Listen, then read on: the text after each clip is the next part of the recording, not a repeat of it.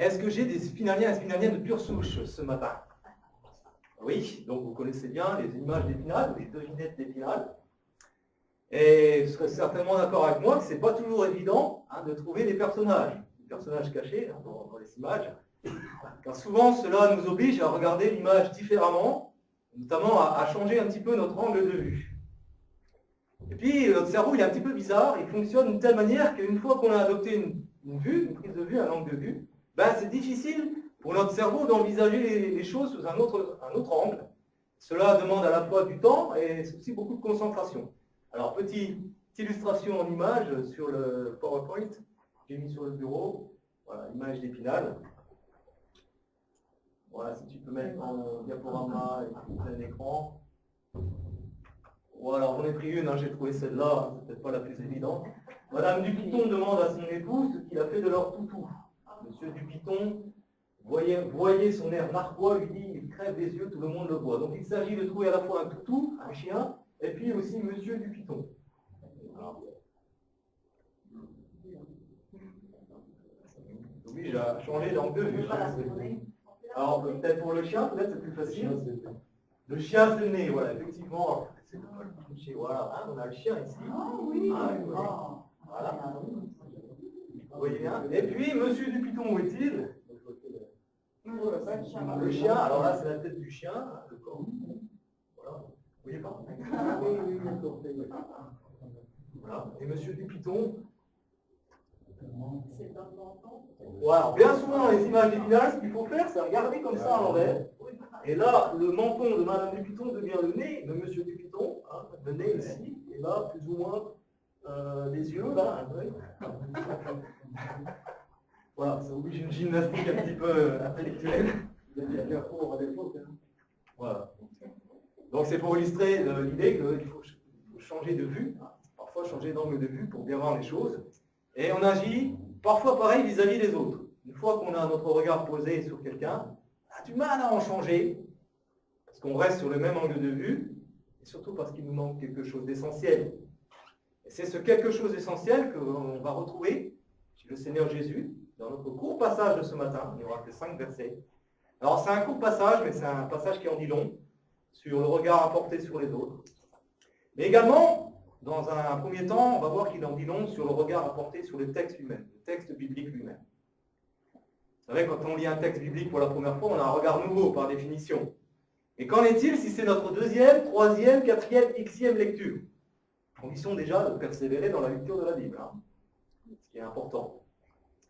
Est-ce que nous sommes prisonniers de notre regard passé sur le texte, au point, finalement, de ne plus y voir autre chose, comme un petit peu dans une image d'Épinal, d'y voir toujours la même chose? Alors, le passage que je voudrais aborder ce matin, c'est celui de la rencontre de Jésus avec le jeune homme riche. Avec une petite question, en préalable pour vous. Qu'est-ce que vous en avez retenu de ce passage? Peut-être une petite colle, là. La rencontre de Jésus avec le jeune homme riche. Est-ce que vous voyez de quoi il s'agit? Qu'est-ce qu'on peut en retenir? Il est parti tout triste. Il est parti tout triste. Le jeune homme est parti tout triste. Ouais. C'est plus facile de placer un chameau dans le trou de... Ouais. Ça, c'est la suite. On ne lira pas ce matin, mais c'est effectivement la suite. Plus facile de passer pour un riche pour un chameau dans le trou d'une église que pour un riche d'entrer dans le royaume des cieux. Voilà. Est-ce que Jésus n'a pas... C'est pas ce jeune homme-là qu'il a regardé les mains? Ou est-ce que c'est un autre? Alors là, tu viens de mettre le doigt sur quelque chose que je voulais mettre en avant. Et c'est super, c'est exactement ça, Joël. C'est exactement ça. Voilà, je vous invite peut-être à prendre ce texte dans la diapo suivante, elle va être projetée.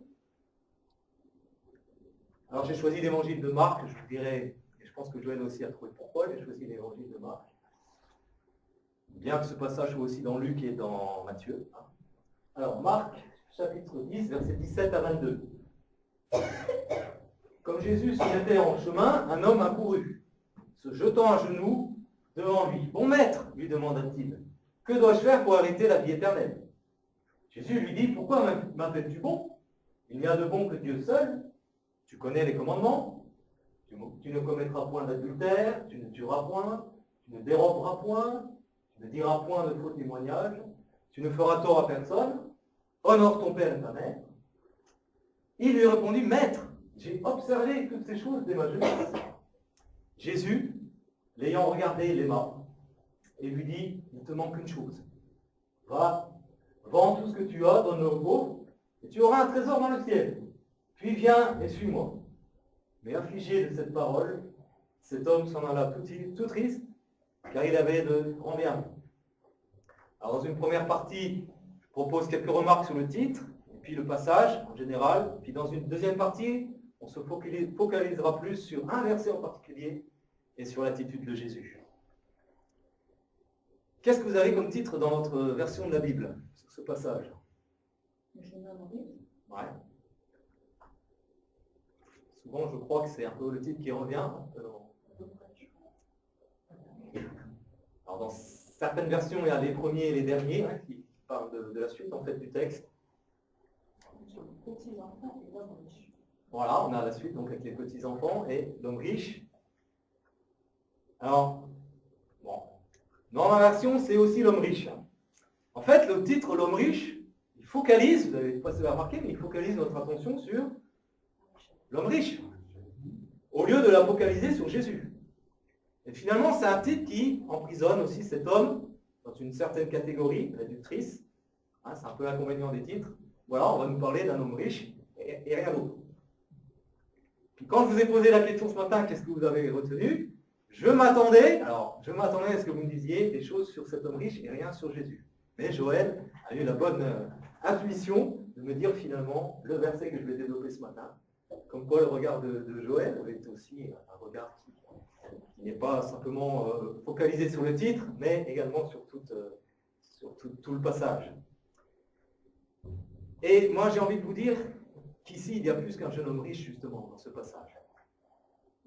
Ce jeune homme riche, cet homme, c'est avant tout quelqu'un qui interroge Jésus. C'est quelqu'un qui a soif de réponse. D'ailleurs, le texte de Marc, si vous regardez bien les verbes utilisés au début, nous dit que ce jeune homme, cet homme, accourt et il se jette à genoux devant Jésus. Ce n'est pas tout le monde qui fait ça. Il n'est pas indifférent envers Jésus. Et en plus, il se pose la bonne question. Et c'est une question qu'hélas, beaucoup de nos contemporains ne se posent même pas. Ils ne se posent même plus. Verset 17. Bon maître, que dois-je faire pour hériter la vie éternelle? Il a de bonnes intentions. C'est un homme en recherche, il est en quête d'approbation divine, et c'est déjà bien plus que la plupart de nos contemporains. Il fait aussi partie de ces gens qui ont une opinion positive sur Jésus, puisqu'il l'appelle bon maître.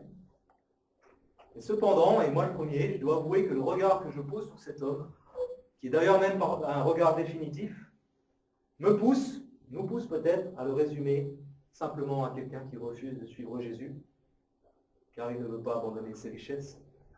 Et on oublie déjà sa recherche, sa soif d'approbation divine, et en tout cas c'est mon cas, souvent quand je lis ce texte, je rejette cet homme définitivement. Mais l'histoire ne nous dit pas finalement ce qui s'est passé par la suite.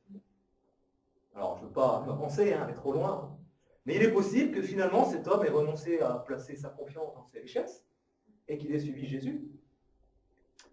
Notre regard sur le texte n'emprisonne-t-il pas cet homme et ne le condamne-t-il pas peut-être un peu trop tôt? Point de dérogation. Il en est de même souvent en ce qui me concerne de mon regard sur mon prochain. Je me souviens de la première fois que j'ai vu mon voisin à Darnieux. Je l'ai regardé, c'était quelqu'un d'assez impressionnant. Et j'ai eu peur de lui, et j'ai pensé, lui, c'est sûrement quelqu'un de pas commode, limite une brute. J'espère ne pas trop avoir affaire à lui, j'espère ne jamais me fâcher avec lui. Et par la suite, j'ai découvert que c'était tout le contraire. J'avais eu tort, c'était un homme fort aimable, fort sympathique, et j'avais eu tort de le catégoriser ainsi, en le jugeant sur son apparence.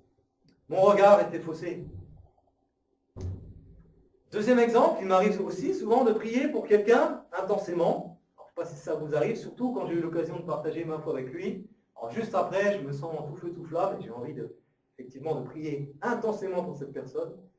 Et puis, si rien ne se passe, ou si je perçois du rejet, voire de l'indifférence, eh bien, je vais arrêter de prier. Et je vais conclure de suite que finalement, cette personne ne veut pas de Jésus, et que c'est définitif.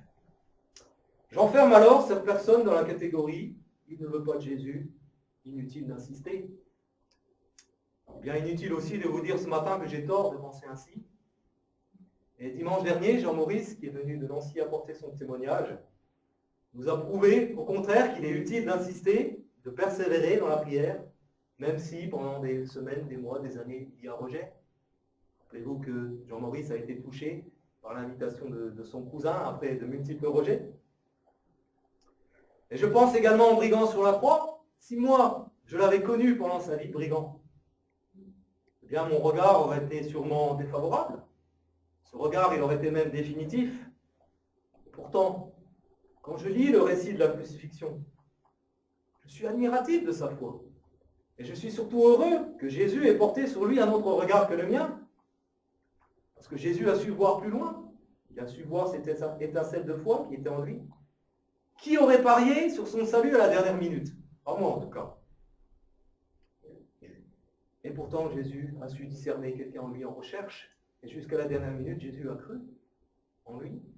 Et Jésus lui a parlé de salut en réponse à sa foi. Jésus a su voir plus loin, et moi, pour l'interrogation, est-ce que je sais voir plus loin quand je rencontre quelqu'un, quand je parle avec lui? Deuxième partie, c'est le regard de Jésus qui m'intéresse. Je suis content, Joël, que tu aies fait remarquer ça, parce qu'on va développer cela. Le verset 21. Avec plusieurs verbes intéressants. Bizarrement, les deux premiers verbes que j'ai mis en rouge, là, en gras, Jésus l'ayant regardé et l'ayant aimé, ils ne sont pas présents dans le récit de Matthieu 19. Si vous regardez Matthieu 19, vous ne trouverez pas ces deux verbes-là. Ils ne sont pas présents non plus dans le récit de Luc 18. Mais ils sont présents dans la version de Marc 10. C'est pour cela aussi qu'il est important de lire les 4 évangiles, de lire toute la Bible. Les évangiles sont complémentaires et nous apportent des détails et des angles de vue différents. Donc il est important de lire ces 4 évangiles pour avoir ces angles de vue complémentaires. Et j'ai été interpellé par ces deux verbes. Jésus l'ayant regardé l'aima. Et je n'ai pas pu m'empêcher de me demander s'ils étaient dans le bon ordre. Alors des fois j'ai des raisonnements un peu bizarres. Mais je me suis posé cette question, alors peut-être que vous ne la poserez pas, mais est-ce que Jésus a regardé, puis ensuite aimé, ou est-ce que Jésus a aimé en premier, puis ensuite regardé? Alors c'est presque une question de théologien, alors je vais vous faire une réponse de théologien normand. En fait, pour moi, ce sont les deux en même temps, parce que pour Jésus, regarder, c'est aimer, et aimer, c'est regarder. Et dans les récits des évangiles, on trouve de nombreux exemples, où Jésus regarde, et même touche, des personnes que nul autre ne regarde, des personnes que nul autre ne touche. On pense bien sûr aux lépreux, on pense aux infirmes. On pense aussi à un certain Zachée qui va se cacher sous son arbre pour que Jésus ne le voit pas. Ah, il a voulu jouer à cache-cache avec Jésus. Jésus était plus fort et là, il l'a vu. Il l'a vu sur son arbre. On pense à cette femme qui va se cacher sous une table au pied de Jésus et qui va verser du parfum sur ses pieds. Et là aussi, Jésus l'a remarqué, l'a vu. Et le regard de Jésus dans les évangiles est toujours un regard de compassion, un regard d'amour, un regard de valorisation de l'autre, un regard qui ne juge pas. Alors parfois il y a un regard d'indignation, mais c'est toujours un regard d'indignation avec amour, en particulier contre les hypocrites religieux. Et en plus, c'est un regard qui n'est pas figé dans le passé. Jésus ne juge pas une personne sur son passé, mais il voit son potentiel et il voit ce qu'il pourrait faire de cette personne dans le présent et dans le futur si cette personne se tourne vers lui. Comment est-ce que je regarde les autres? Bien souvent, mon premier réflexe, c'est d'avoir un regard critique, avoir des préjugés, comme pour mon voisin. Je cherche la faille. Et pire encore, ça m'est arrivé plusieurs fois, je suis sûr que ça ne vous arrive jamais, il m'arrive d'éviter de regarder quelqu'un, par indifférence. Il m'arrive d'éviter de regarder ailleurs, d'éviter de regarder pour regarder ailleurs. Et cette absence de regard, cette indifférence, c'est une des pires façons de faire du mal à quelqu'un. Je l'ai vécu au boulot récemment et j'en étais profondément blessé. C'est une façon un petit peu de déshumaniser l'autre. C'est bien souvent motivé par le mépris ou encore le désir de faire du mal. Cela nous affecte. Cela m'a affecté profondément au boulot. Et je me souviens aussi encore des années après de ces moments où j'ai croisé et regardé dans une allée de magasin, alors ça vous est peut-être arrivé aussi, un ou une collègue de travail, où celui-ci ou celle-ci a fait semblant de ne pas me voir. C'est parfois même arrivé avec des frères en Christ. Et cela, alors je le dis aussi, il est arrivé également d'être celui d'être celui qui fait semblant de ne pas voir. Rappelez-vous que quand on tend un doigt comme ça, il y en a 3 qui reviennent vers vous. Il y a 3 doigts qui reviennent vers moi. Il m'est arrivé d'être celui qui fait semblant de ne pas voir. Il n'y a pas besoin d'être dans le métro à Paris pour ça. Si nous voulons suivre le Seigneur Jésus, alors nous devons déjà commencer par regarder notre prochain et le regarder comme Jésus le ferait, comme Jésus l'a fait dans ce passage. Alors ce n'est pas un regard de curiosité malsaine, mais c'est un regard qui nous fait poser cette question. Quel est le besoin de cette personne que je rencontre? Quelle est sa souffrance? Comment, par la grâce de Dieu, puis-je lui être utile? Comment entrer en contact avec elle ou avec lui? Un regard de compassion. Et ma prière ce matin, et peut-être que c'est ta prière aussi, Seigneur, aide-moi à sortir de moi-même, aide-moi à sortir de ma petite personne pour voir autour de moi. Et qui dit voir dit aussi bien souvent écouter, mais ce n'est pas un aspect que je vais développer ce matin, mais ça en fait partie aussi, voir et écouter. Seigneur, aide-moi à voir autour de moi, avec tes yeux. Le deuxième verbe, on a vu ce verbe Jésus l'ayant regardé, on passe au deuxième verbe, Jésus l'ayant regardé l'aima. Il est essentiel ce verbe, il nous donne la motivation du regard. Jésus l'aima. Bien souvent, hélas, mon regard n'atteint même pas ce stade. Je réalise que mon regard, il est parasité par la rancune, la suspicion, parfois l'énervement, en tout cas, dans tous les cas, le manque d'amour, le manque d'amour. Et les premiers yeux qui sont affectés par ce mal, ce sont les yeux de mon cœur. Vous connaissez Antoine de Saint-Exupéry, ce pilote qui a écrit Le Petit Prince, et il a dit à juste titre, l'essentiel est invisible pour les yeux, on ne voit bien qu'avec le cœur. On ne voit bien qu'avec le cœur. Mais si mon cœur est mauvais, alors je vais voir un mauvais œil. Et ce que je vais vous dire maintenant va peut-être vous choquer. Allez, je prends un risque. Je suis beaucoup plus dans le témoignage personnel aujourd'hui. Plus j'avance dans la vie chrétienne, et plus je réalise que je n'arrive pas à aimer comme Dieu voudrait que j'aime. Et malheureusement, tout le monde y passe, ma famille, mes frères et sœurs de l'Église, mes amis, mes collègues de travail, etc., etc., mon épouse, mes enfants. Et souvent, quand je sors en forêt, en montagne, pour prier, ou sur le port d'Épinal, entre 2 heures de cours, les premières minutes que je passe sont horribles, car je n'arrive pas à prier. J'ai bien les noms et les visages des personnes qui sont là dans ma tête, mais souvent aussi j'ai des pensées de critique qui viennent. Par exemple, oh lui, je suis sûr qu'il ne prie pas pour moi, alors pourquoi est-ce que je devrais prier pour lui? Et ma première prière est alors pour moi, je dis, Seigneur, je suis sec aujourd'hui. Je n'arrive pas à prier, parce que je n'arrive pas à aimer. Seigneur, donne-moi la victoire sur ces pensées de critique, donne-moi ton amour. Je désire amener toute pensée captive à l'obéissance de Christ. C'est un combat. Mais le Seigneur intervient et change alors les dispositions de mon cœur. Alors parfois ça prend une demi-heure, parfois 10 minutes, vous voyez, ça dépend du combat. Et le Seigneur me permet alors d'adopter un regard nouveau. Et puis je me surprends ensuite à remercier le Seigneur pour telle ou telle personne. Alors c'est son œuvre, c'est pas moi. Car le Seigneur me montre tous les points positifs de cette personne. Il change mon regard sur elle. Il faut aimer pour regarder différemment. Il faut regarder différemment pour aimer. Le jeune homme, il a dit à Jésus qu'il avait observé toutes ces choses dès sa jeunesse, verset 20. Mais est-ce qu'il avait observé les autres avec un regard d'amour? Est-ce qu'il avait aussi observé Jésus avec ce même regard? Je me pose la question pour moi-même. Est-ce que quand je lis la parole, je lis juste pour de la connaissance? Ou est-ce que je lis pour connaître Dieu, connaître Jésus et avoir ce regard d'amour? La parole de Jésus, partie 3, il y aura 4 parties. Le troisième verbe au verset 21. Il y a encore un verbe dans cette phrase. C'est intéressant ce verset. Le regard de Jésus lui permet d'avoir la parole juste. Ici, il va dire à l'homme riche, il te manque une chose. Il te manque une chose. J'ai envie de vous dire ce matin que c'est une phrase que Jésus il a le droit de prononcer. Pourquoi? Parce que premièrement, il a regardé, et deuxièmement, il a aimé. Et souvent, c'est une phrase que nous prononçons, en tout cas moi je prononce en premier, sans avoir regardé, et surtout sans avoir aimé. Je brûle les étapes, et j'en oublie l'essentiel. Encore une fois, je dois avouer que mon premier réflexe, c'est de me transformer en donneur de leçons. Et avant de dire à mon frère ou à ma sœur, il te manque une chose, je ferais mieux de m'assurer d'avoir bien regardé, notamment d'avoir pris en compte tout le contexte et la situation. Souvent nous échappe, et surtout d'avoir aimé. Et si nous voyons effectivement qu'il manque une chose à mon frère ou à ma sœur, Je peux prier, effectivement, je dois prier que le Seigneur l'éclaire. Mais je vais aussi constater que c'est des prières boomerang. Hein. Vous connaissez les prières boomerang? C'est les prières qui nous reviennent dessus. C'est aussi, on pourrait dire, une histoire de paille et de poutre. Hein. Si je prie pour mon frère dans le sens « Donne-lui, Seigneur, ce qui lui manque », alors le Saint-Esprit va me dire aussi « Tu pries pour ton frère à propos de ce qui lui manque, mais toi, est-ce que tu ne ferais pas bien aussi de constater ce manque dans ta vie et de me prier aussi de combler ce manque ?» Je ne sais pas si vous avez déjà entendu ce genre de paroles sur Internet dans des messages. Alors peut-être que vous n'avez pas sur Internet écouté des messages, ça m'est déjà arrivé par le passé.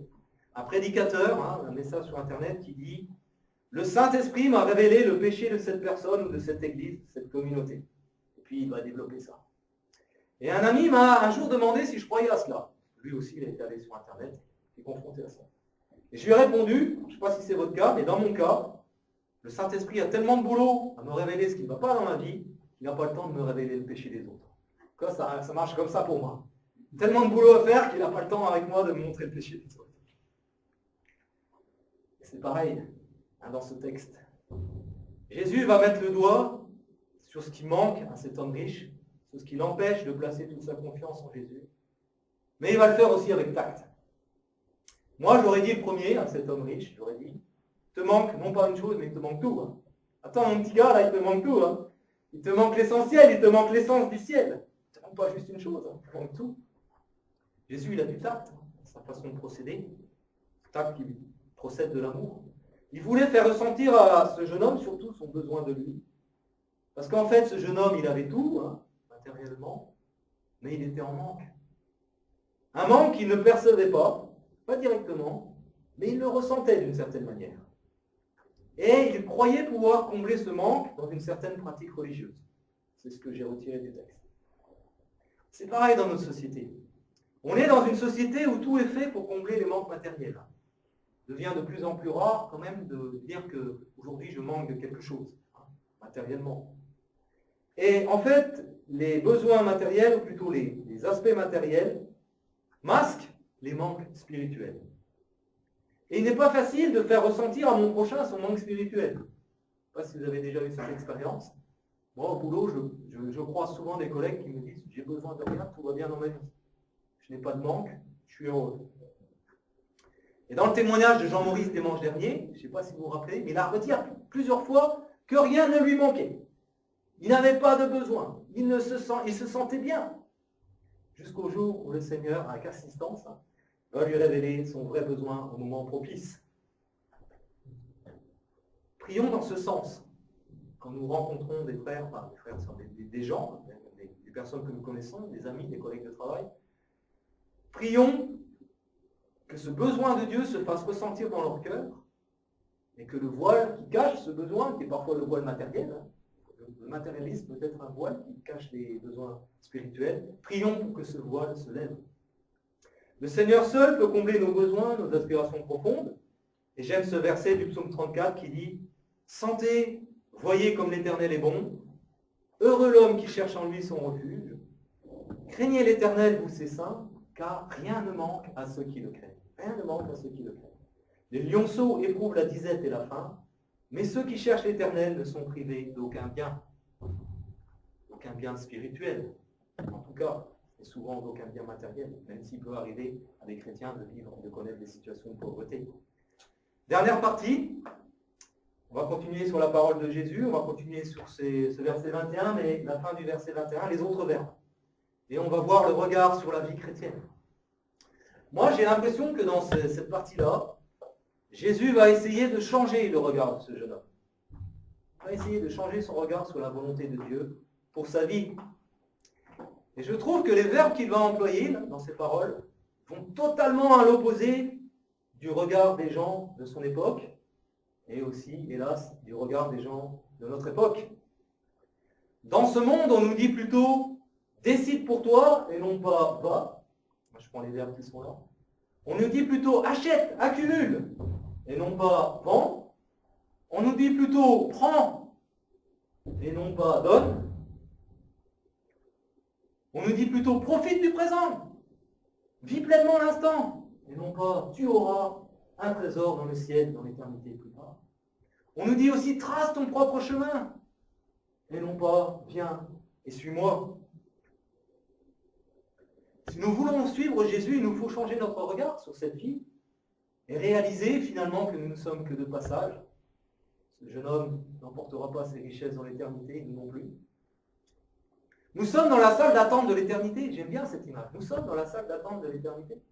Est-ce que cette salle d'attente va se transformer en salle de détente? Ou est-ce que cette salle d'attente va nous aider à mettre les regards où ils doivent être, sur Jésus? Il nous faut réaliser aussi qu'en tant que chrétien, si tu as pris la décision dans ton cœur de suivre Jésus, eh bien tu ne t'appartiens plus. Tu as changé de maître, j'ai changé de maître, et cela a des conséquences drastiques, radicales, sur ta façon de vivre, sur ma façon de vivre. Vous avez remarqué que le jeune homme, il appelle Jésus maître, verset 17, verset 20, mais il refuse de le suivre. Parce que quelque part, nous aussi, nous ne vivons pas aussi cette contradiction. J'appelle Jésus maître, Seigneur, mais est-ce que je ne retiens pas quelque part des domaines en moi où je refuse de plier les genoux et de suivre Jésus? Il y avait un général de l'armée confédérée, je peux peut-être montrer la diapo suivante, Lucie, qui s'appelait Beauregard.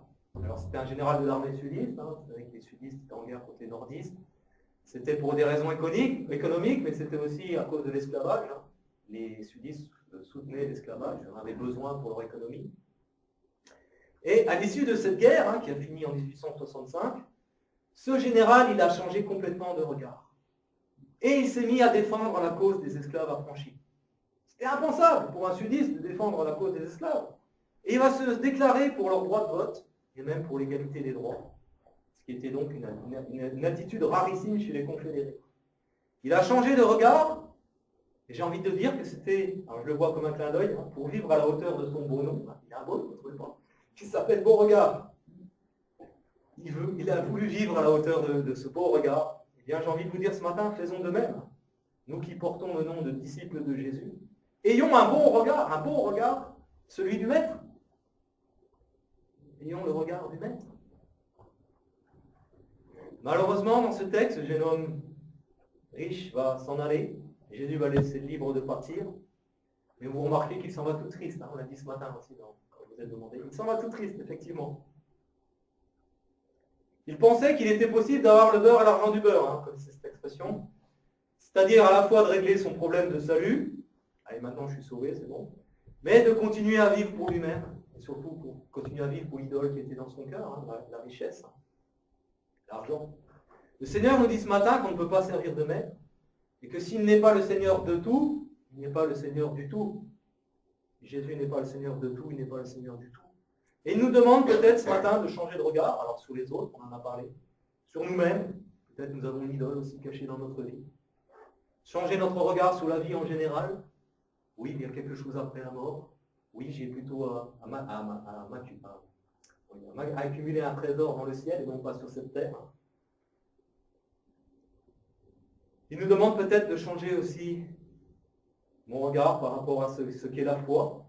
La foi, c'est la foi qui sauve, la confiance qu'on met en lui et pas le respect d'une liste de commandements, comme le croyait ce jeune homme. D'ailleurs, permettez-moi aussi de douter des paroles du jeune homme, quand il dit « J'ai toujours respecté tous les commandements depuis ma jeunesse ». Ouais, j'en suis pas si sûr que ça, la Bible le dit. Tous les hommes sont pécheurs, donc c'est impossible. C'est pour ça que la foi est le seul moyen de salut. Jésus nous dit que la foi en lui nous engage aussi à le suivre, à changer de regard, à adopter le bon regard de l'amour, et surtout à garder notre regard fixé sur lui. Alors je vous invite en conclusion à prendre un autre chant qui s'intitule « Je te donne tout ». Prenons-le comme une prière de consécration et de reconsécration. Que Dieu nous donne le bon regard sur lui, sur nous-mêmes, sur les autres et sur la vie.